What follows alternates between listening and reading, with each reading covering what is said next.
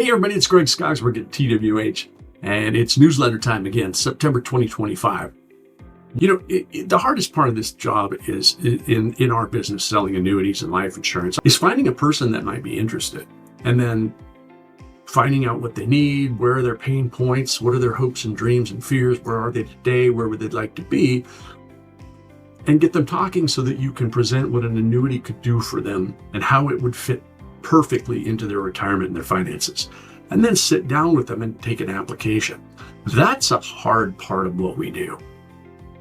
Then comes the paperwork. When you're taking the application, you've got 70 pages. There's 95 different things of information you've got to put in there, and it's easy to miss things. You missed a mistake. You missed a social security number, the date of birth, the year was wrong. You misspelled the client's name. You missed a checkbox. You missed an entire signature and date, whatever.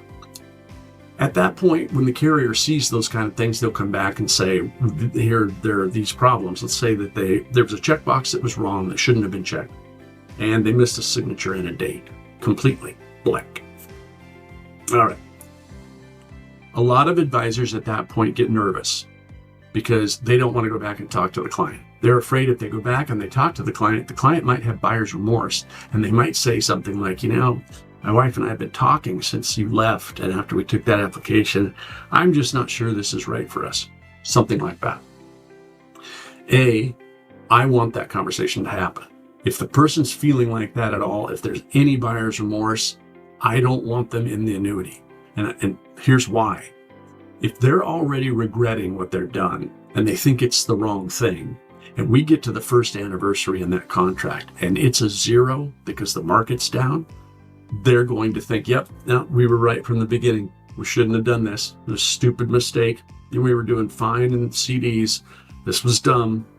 So if they're having that kind of fear, I use the opportunity. If I miss something on an annuity application, I'll use that opportunity to go back to the client and ask them, how are you feeling about everything? We talked for 2 hours and went over everything about the index annuity. Just want to see how you guys are feeling. Do you have any questions? Because I want them to share with me if there's any kind of buyer's remorse. All right.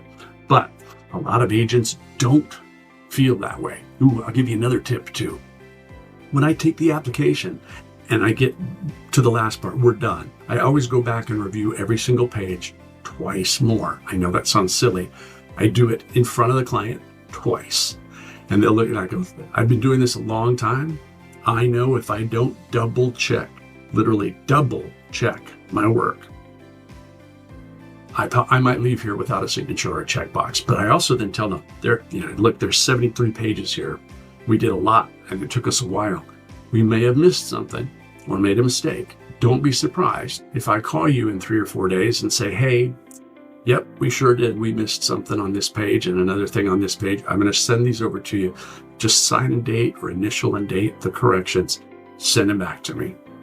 So I tell them up front, this is probably going to be happening, or don't be surprised if I call you. So I like it when I get to have that conversation, go, hi, Debbie, remember when I said, well, I might be calling? Well, here we are. Great. Send it. She does it, sends it back to me. She didn't date it. She initialed it. She didn't date it.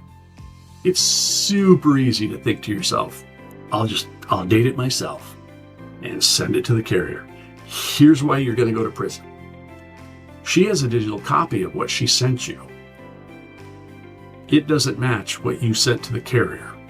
So if I do that, if I just put the initials or the date on there, I've committed contract fraud because I'm impersonating my client for personal financial gain and binding them into a contract with a financial entity that would be very financially detrimental to them if it was undone, canceled, or withdrawn with penalties. I'm not saving the client time or myself time. I'm committing multiple crimes if I do that. So don't do it. Don't ever do it. It's too easy, and I hear too many agents say things about how, well, I could just put that on there, and I always tell them, no, you can't. And this is why. If they die, and I've seen this happen to multiple advisors over the last 20 years, that client dies 3 years later, and their children now are going through all of the inheritance, and they get an attorney, and they're looking for every penny they can get, every loophole. And the attorney comes after the annuities, and they say, she was too old. You never should have put her in that annuity. We're suing you and the carrier. Or she didn't have enough money to lock this up in a surrender penalty of 10 years. That was not an appropriate asset for you to recommend. We're suing you, and we're suing the carrier. They'll do it.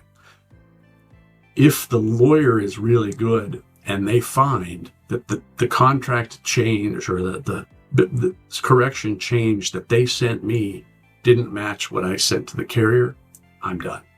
Not only do I lose that lawsuit, I lose my license, I lose a lot of money, I probably go to prison, depending on how passionate the judge wants to prosecute me. Not worth it. So don't do it. If you ever have a question about anything that you're working on, is this ethical? Is this proper? Am I doing this the right way? This regulation seems weird. Am I misunderstanding? Call us. If we don't know the answer right off the top of our heads, we know where we can find it. But we pretty much typically know how to keep you out of trouble. Not only that, but we know how to help you make more money and more money and more money. We can take the work off your plate, make sure it's done as quickly and easily as possible. It doesn't cost you anything. You don't pay us a dime. And we help you get more cases placed with better carriers, better outcomes, happier clients, more referrals, higher commissions. And we have a bonus program where we send you extra money based on production. So give us a call, no matter what you're working on or want to work on. Let's see what we can do to help you. I'm Greg Skogsberg. We're TWH, the #1 concierge FMO in the United States since 1993. I can't wait to talk to you. Give me a call. Take care.